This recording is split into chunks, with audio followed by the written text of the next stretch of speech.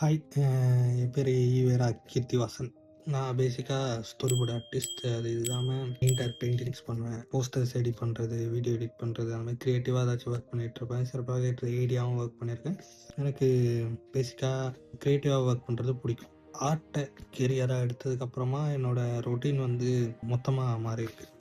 College டைம்லேருந்து எந்த மாதிரினா, food ப்ராப்பராக சாப்பிட மாட்டேன், ப்ராப்பராக தூங்க மாட்டேன். ஒரு நாளைக்கு 2 மணி நேரம் 3 மணி நேரம் தான் தூங்குவேன். ஒர்க்கு டைட்டாக இருந்துச்சுன்னா அதுவும் கஷ்டம். 2 நாளாக தூங்காமல் தான் இருந்திருக்கேன்.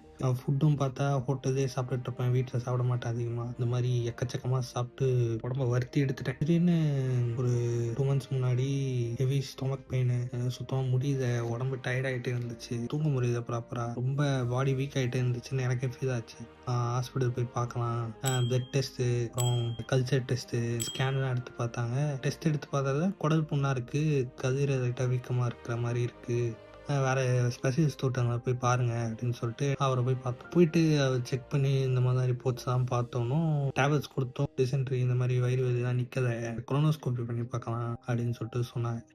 கொலோனோஸ்கோப்பி வந்து என்னென்னு எனக்கு ஐடியாவே இல்லை.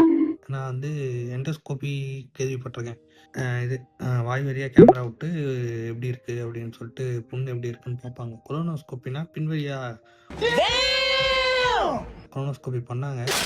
என்னோட இந்த இடம் இருக்குதே, இந்த இடம் வரைக்கும் கேமரா போச்சு. இப்போ அந்த கொலோனோஸ்கோப்பி பண்ண பெயின் வந்து நான் லைஃப்பில் மறக்க மாட்டேன். நம்ம உடம்புக்குள்ளே ஒரு டியூப் வந்து உள்ளே போயிட்டு திருப்பி வந்திருக்கு அப்படின்றது வந்து நினச்சி பார்க்கவே ஒரு மாதிரியா இருக்குது. Fatty liver stage 2.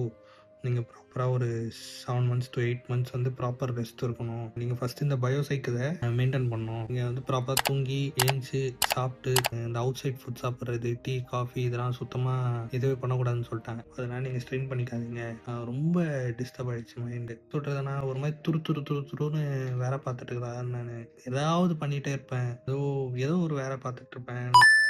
மைண்ட் ஒரு மாதிரியா இருந்துச்சுன்னா டக்குன்னு எங்கேயாச்சும் கிளம்பி போயிடுவேன். திடீர்னு ஒரு மாதம் வீட்டில் சொல்லிட்டு நான் என்னை தேடாதீங்க, நான் எங்கேயாச்சும் போகிறேன் அப்படின்னு சொல்லிட்டு போயிடுவேன். புக்கு படிக்கலாம், இதை வந்து இதை ஸ்கெட்ச் பண்ணலாம், ஸ்டோரி போர்ட் பண்ணலாம், படம் பார்க்கலாம் அப்படின்னா எதுக்குமே மைண்ட் வர மாட்டேங்குது. மைண்ட் வந்து ஒரு கிரியேட்டிவ் ஸ்பேஸ்க்குள்ளே இருக்க மாட்டேங்குது. கிரியேட்டிவான ஸ்பேஸ்க்குள்ளே இல்லைனா ஓவராக யோசிச்சு ஏதோ ஒன்று டிஸ்டர்ப் ஆகிட்டே இருக்குது. இப்படியே உக்காந்துட்டோன்னா சும்மா உட்காந்துருவோம், நம்ம மைண்ட் அதுக்கு பழகிடும். டெய்லி டே வந்து டாக்குமெண்ட் மாதிரி பண்ணலாம். அப்புறமா வேறு மாதிரி லைஃப் ஸ்டைல் மாறுதுன்னும் போது எனக்கு இதை டாக்குமெண்ட் பண்ணி டெய்லி போடலாம் அப்படின்னு சொல்லிட்டு யோசிச்சிருக்கேன். திருப்பி ஸ்கெட்ச் பண்ணி வரைஞ்சி பழைய செல்ஃபை தேடி அந்த மாதிரி ஒன்று இருக்குது. க்ரியேட்டிவாக ஒர்க் பண்ணுறதை தவிர்த்து வேறு எதுவும் எனக்கு தெரியாது.